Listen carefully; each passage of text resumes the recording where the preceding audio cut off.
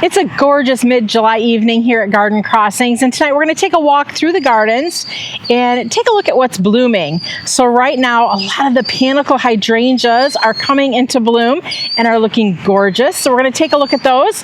But we're also going to just kind of sweep through all of the gardens and see what's blooming and what's in its prime right now. Hi, I'm Heidi from Garden Crossings, and I'm excited to show you what is blooming here at Garden Crossings in July. So let's go ahead and take a walk through the gardens. We're going to start off here on the edge of the employee parking lot where we have a bunch of hydrangeas that are currently in bloom.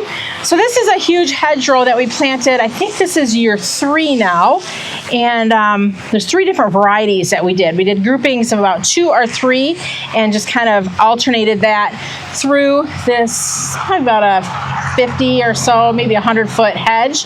So let's take a closer look at what we've got here. Right in front of me, we have the pufferfish hydrangea. So pufferfish is known for its beautiful white blooms. They're just starting to open. And the thing that's unique with pufferfish is this little spit here at the top, this little tip. Pufferfish is a hydrangea that goes white and lime green. You're typically not going to see any of the pink tones on pufferfish. We also have the little quick fire hydrangea, and little quick fire is more of a lacy type of flower form. You can see here how it starts off white, and here in West Michigan, we're zone 6A, it turns to a gorgeous pink as the flowers age. So this plant eventually will be just a fiery ball of beautiful pink blooms. Continuing along the hedge here, we've got more pufferfish. Then we have the little lime punch hydrangeas. So we have a lot of little lime punch planted here at various areas of the landscape. Little lime punch is about 4 to 5 foot tall when it's mature. So you can see these plants are not mature yet. But when they do mature, they're going to all be about the same height. That's why we chose these 3 different varieties, because they would have kind of a consistent feel to the height. But just look at all of these gorgeous blooms starting to open. So they start off kind of more limey green, and then as they age, they turn white. And little lime punch, this is going to be a great one for me to show you a little bit later on in the season because they turn a gorgeous bright pink color. Now I should also mention too the arborvitaes that we have here, the thuya. These are the North Poles, and we chose these because of their narrow columnar habit. They'll get about 15 foot tall and about 3 or 4 foot wide when these are mature. So the reason we did these is to kind of block out this city. This is a water pump house type building. So we did it to just kind of create a barrier from the city property that is etched out here in the landscape at Garden Crossings. So let's continue over here to the south garden, or the birch bed, as we sometimes refer to it. You can see the Sunpatiens are doing fantastic. We've got that beautiful white, and we talked about how the white is so nice because of how it glows in the night.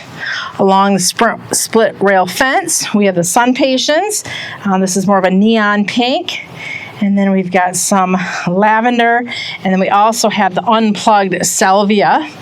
And we learned last year that there was high and low spots in this garden, and the petunias we used to plant here did not like those low spots. Now one thing I am noticing with walking out here today is that these Sunpatiens are not very flowery, specifically this particular variety. So I'm going to have to talk to the growers and just see what might be going on here. I'm wondering if there's animal browsing. We do not see animals in these gardens ever, but that would be a sure tell sign to me that there might be some animal damage going on where they're chewing the flowers off. So some of the other things blooming in this bed, we've got milkweed. So as we walk through the gardens, we have a lot of milkweed. Today we just released over 250 butterflies. We'll be doing videos on that as well. So we're going to see a lot of monarchs as we're walking through the garden tonight, I think, as well. Just because, oh, there's 2 of them right there. Just because with releasing them out, especially today, there's a lot of fluttering action going on. We've got the Pugster Blue Butterfly Bush. So the butterflies, oh, there we go. The butterflies love the butterfly bush. Pugster Blue is the most popular in the Pugster series that we have right now. Beautiful deep dark blooms, and they're only about 3 foot tall or so, and very fragrant. As I'm standing here tonight, the fragrance is just absolutely lovely. The Kniphofia, or red hot pokers, are blooming right now, and I love how they look in the garden. They're a little bit past their prime, but I love that orange bicolor look, the orange and the yellow. I think they just add so much character and interest into a garden bed with those tall, spiky blooms. The mini mauvette hydrangeas are looking fantastic as we make our way around the little let's see here, Firelight Tidbit. This is what these are. Of course they are. Firelight Tidbit are just coming into bloom as well. And these are going to transition and look gorgeous once they start turning pink. I love the Firelight Tidbit because of its compact size. It's only about 3 foot tall or so. And just a nice dense habit with a lot of blooms. So Firelight Tidbit is probably one of my new favorite compact hydrangeas. It used to be Bobo, and we're going to talk about Bobo in just a minute. But because of the compact size of the Firelight Tidbit, it has quickly become one of my favorite new hydrangeas that we grow. The Tiara Pink Supertunias are looking fantastic. Great, massive color, especially if you're looking to create, a ground cover effect. These Tiara Pinks are covering a lot of ground and are really vibrant and bold, especially from a distance. So we'll just kind of walk and take a look here. There's butterflies just, again, all over the place. You can probably see them zipping in and out of the screen. So when we planted most of our gardens, obviously we had a certain look we wanted, but we were also very intentional about creating spaces and having plants that the pollinators, specifically the monarch butterflies, would enjoy to hang out. And by seeing all of the little fluttering going on again tonight, definitely is showing us that this is a great space for those monarch butterflies.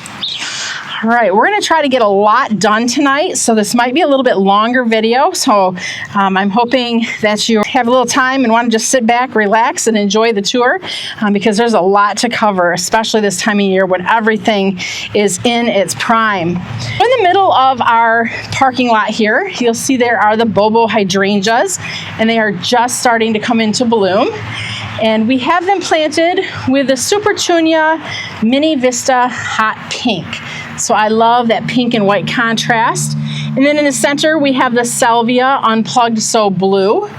So we kind of have that red, white, and blue-ish look going on. But is that not just gorgeous? I love that intense pop of color that these plants bring to the landscape this time of year. The front of the building, we've got our weekender hanging baskets, and those are the hanging baskets that are self-watering. There's a reservoir in there. So these baskets are getting watered about every 3 days or so. The growers are refilling them, and look at that. They are just gorgeous balls of beauty. Supertunia Tiara Pink is in there, along with Supertunia Mini Vista White. And then we've got the Jet Black Sweet Potato Vine. I wasn't sure what I was going to think of these earlier on because they were literally all white. But now that Supertunia Tiara Pink is taking over and putting on a show, it's that vibrant color I was hoping to see earlier on in the season. So hanging baskets, they do change over time. They may start off looking one way, but as the season goes on, they can quickly change and take on a really cool new look. Here at the front of the building, we have the Supertunia Vista Jazzberry, which we love. We also have the Macedonia Gold Dust lining the front, and the Jazzberry is kind of starting to take that over. But I really love that yellow and pinkish purple combination. This planter here is, there's a lot of things in here to start with, but now this is just a massive planter of the Supertunia Tiara Pink, and This was 2 4.5-inch pots that were planted into this. I think it's about a 24-inch container at the beginning of the season. So that just shows you the vigor of that Supertunia Tiara Pink. Absolutely breathtaking and unbelievable growth rate and habit. We're going to take a quick little peek at the new varieties for 2026, new annual varieties. We're just going to focus on a couple of them that are really putting on a great show right now, because there's so much I want to show you tonight, because the color is it's amazing out here right now. Supertunia Vista Cool Jazz. This is a new addition to the Vista series. Cool Jazz is a little bit lighter in color than Jazzberry. It's actually a sport of Jazzberry. So if you wanted to plant them together, they would have identical habits, just would give you a little bit of variation of lighter and darker purple colored petunias. Not a new variety, but I wanted to show you this because it's too pretty not to share. This is the Clematis Pink Mink, climbing up the fence and really putting on a gorgeous show of color. All right, what else do we have here? And Phlox, new Phlox coming out. I think Southern Comfort, I think, is the series. And this is hot pink. This plant loves a hot planting area. Behind it is the Cascade Surefire Red. And that's filling out really nicely, putting on a gorgeous show. Supertunia Mini Vista Pink Cloud. Gorgeous pink blooms, a little bit smaller blooms with a nice white center there. And you can see how that's filling out the landscape really well as well. More Pugster butterfly bushes with its deep, dark blue blooms. There's a butterfly or 2 or 3 hanging out right now. Just enjoying, oh, here's some more. Enjoying this evening. Super Bells. This is the Magic Pink Grapefruit. Typically you would not plant Super Bells in the ground, but we wanted to do this just to kind of give it a run for its money, and it's doing quite well. I'm loving the bicolor going on with the pink and the white, a little bit of orange in there, but the Magic series of Super Bells is known for the double blooms and getting kind of that bicolor look going on. More of the Mini Vista Pink Cloud. You can just see how gorgeous that is. Allium Millennium starting to bloom. When we were in the greenhouse earlier, the butterflies were all over the Allium Millennium. Supertunia Vista Cool Jazz, looking nice. Here's another Firelight tidbit. So if you thought the ones at the beginning of the video looked great, this is one plant. And I think this is just an impressive thing to speak about, is how a plant can be so compact and be just absolutely loaded with so many blooms. I mean, that is gorgeous. This is a perfect hydrangea if you're looking to plant as a foundation planting in front of, let's say, a bedroom window or something. It's not going to get that tall, so it's just something that could set nicely under a window in front of your house. Some more allium. This is probably serendipity. Hydrangea blush. They're starting to fade a little bit there, but looking great. We're going to head on over to the Waterfall garden and try to get it so the sun is not so harsh, so you can see the colors of the blooms a little bit better. But before we go and take a look at all those hydrangeas, let's take a look at how these sunflowers are doing. These are the Sunfinity sunflowers, looking gorgeous and just enjoying themselves out here in the bright sunshine, especially here in the evening breeze. All right, as promised, more hydrangeas. Here we have the hydrangea Tough Stuff. This is a mountain hydrangea, and just look at the coverage of blooms. These bloom off of new and old growth. Right now we're seeing the blooms off of last year's growth.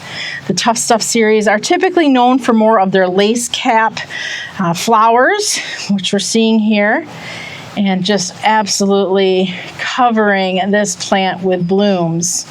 Actually, your more lace cap hydrangeas are going to be the ones that are better for pollinators, because they can actually get inside there and do a little bit better with the pollination, because there's not so many petals blocking that area of the flower. Incredible Blush, the original Incredible with its gorgeous white blooms. Then we have the Firelight Hydrangea. This is going to be gorgeous as it continues to change its color. I mean, it's gorgeous right now, but once it starts turning red, oh, it is such a beauty. Love that plant. Sonic Bloom Pink Weigela is putting on another bloom right now. Look at those beautiful pink blooms. And this is actually, I think, the second, if not third time that this has bloomed this summer already. So I love a good reblooming shrub. More incredible hydrangeas. We kind of alternated the incredibles with the incredible blush. It's going to be a gorgeous sunset tonight. There's a little bit of smoke in the sky, I think, from the wildfires. So sometimes that can kind of mess with colors a little bit. There we go. Incredible. Hydrangea Invincible Spirit 2. Beautiful pink blooms. The Invincible Spirit, or the Invincible series, is a reblooming hydrangea series, where the Incredible series typically does not rebloom. Making our way towards the front of the waterfall now. You can see more gorgeous Sunpatiens. Oh, that Phlox. I think that's the Luminary Ultraviolet with Luminary Sunset, I think it's called. Coral Sunset, maybe. And there's some white in there. Backlight is the white.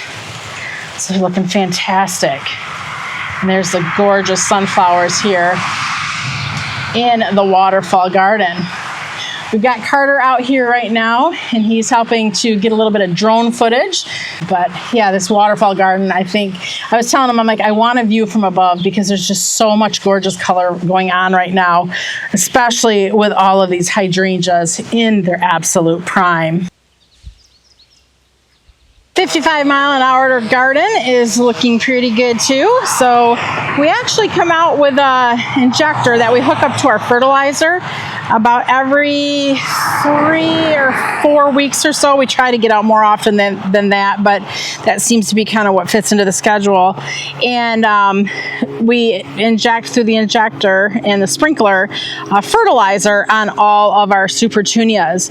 So with Supertunias, we recommend, if they're in a hanging basket or in a container, that you are feeding them once a week. But in the landscape, you don't need to do it quite as often because the fertilizer actually stays in the soil opposed to draining away like it does in the hanging basket. But these are looking fantastic and putting on a very vibrant show of color. I love how they look with that white fence. It's just, I don't know, it's something that when you drive past, it's hard to miss that look. Going to this back side of it, we have a bunch of Sunfinity sunflowers, some begonias. I've been loving the begonias this year. Also, we've got meteor showers verbena, which the butterflies love. Here's another great shrub. This is the purple pillar hibiscus. So nice columnar habit. It's just starting to bloom. More of the little lime punch hydrangeas. So definitely the back side is putting on a show of color different than the front, but equally, I think, as impressive. The north garden here is kind of cycling a little bit right now. It's fun to watch gardens on how they transition with their color. Just, you know, I'm going to say from week to week, but honestly, I feel like daily things can change. So if you aren't out in your garden, you need to get out in your garden and just make sure you're exploring and looking at all that is going on. We've got a lot of leucanthemums right there. They're pretty much on their way out, but even from a distance, I mean, they're looking pretty impressive with their white, gorgeous blooms. More of the red hot pokers and Kniphofia. This here is a Buddleia Blushing Princess, which is just a soft, light purple color, a great border plant. We have some lantana in the background there. Also a few begonias that are kind of getting swallowed up. But that did look really cool earlier in the season when the Buddleia wasn't quite as large. We got Heliopsis Bit of Honey. Gorgeous variegated foliage with a golden blooms. That's a very long blooming perennial. Stokesia, Totally Stoked. Series, this is Riptide, the nice purple. It's more of the proven winner. Tall phlox here in the back. And then it's definitely coneflower season right now. Every coneflower of every color, every shape, every size, they're all in their gorgeous prime right now. I love planting masses of coneflowers because of all the variation of color that they bring to the garden and offer. It's such a rainbow array of color. On the background there, you can see another, I think it's Coral Sunset Phlox. Really beautiful. That's a great pairing, phlox and coneflower together. There's also some daylilies there kind of tucked in the background. Another Stokesia, the white one there. That one is part of the Totally Stoked series called White Cap. More Little Lime Punch. These are a little bit behind the others that we've seen so far. But this is such a beautiful view once they start, again, getting their nice big flower heads and the gorgeous pink tones as they age. It's such a great focal point to this area in the garden. I mean, if you were counting monarchs in this video, I'm sure you have seen 20 or 30 of them. I know I have as I've been doing it. They just keep fluttering, and I'm seeing them all over so many of the plants in the garden tonight. This is also a pretty cool area of the garden, I think, with kind of a unique color standpoint. There's a Supertunia persimmon, which is gorgeous, kind of a corally and yellow look. We paired that with a Supertunia Tierra Blue. And here we have it with the gorgeous Dicentra Pink Diamonds is this bleeding heart. This is one of the longest blooming perennials in this garden, and it's kind of an unlikely choice thinking, you know, Dicentra or bleeding heart. Typically they're a plant that you would plant in a shady area. This is a Clematis. It's a Stand By Me Clematis, and this thing has been blooming for months. Mid-June, beginning of June, it was already blooming, and it's just continuing to put on flowers. So I am super impressed with how long this has been blooming for. Ligularia Bottle Rocket, which is typically more of a part shade plant. We're kind of testing it here in the full sun, and it's doing fairly decent. It's holding its own here in the harsh environment that we have it planted in. Bunch of daylilies. These are all part of the Proven Winners Daylily collection. There's quite a grouping in here, so we'll put a link to a lot of these varieties down in the details below. We'll put a hydrangea link, we'll put a phlox link, a coneflower link. We'll link you to some of the families of the plants that we're seeing in these gardens today that are looking just absolutely fantastic. Hello Yellow, Asclepias or Milkweed. This is a plant for the monarch butterflies as well. One thing we're doing is we have a lot of milkweed. We have Hello Yellow, we have Tuberosa, we have about probably 10 or so different varieties out here in the garden. Common milkweed, just you name it, it's out here. There's a grass there, totem pole grass, nice columnar habit, thick, kind of bluish blades of grass. Dravillas, they're looking really nice, getting a lot of size on them. They're just about ready to flower, or maybe they've already flowered. I think they've actually already flowered. They get just a small little yellow flower on them, but this is a great native plant, a great plant for pollinators, just very versatile in many of your garden spaces. All of the shrubs that we've looked at tonight are all part of the Proven Winners Color Choice Shrub Collection. We are the only garden center in the United States to carry every single Proven Winners annual perennial and shrub. And if there's something you're looking for in the Proven Winner collection, I'm sure as long as it's not sold out, we're gonna have it. So definitely we can be your one-stop shop for all your favorite Proven Winner plants. But in addition to Proven Winners, we have a lot of other great varieties as well. So don't just think, you know, we only carry Proven Winners. We carry a lot of great plants. Here's a butterfly bush. This is Miss Violet. Look at there. We have a little friend hanging out on it. Now, a lot of times people will say to me, Heidi, butterfly bush are not a host plant for a butterfly.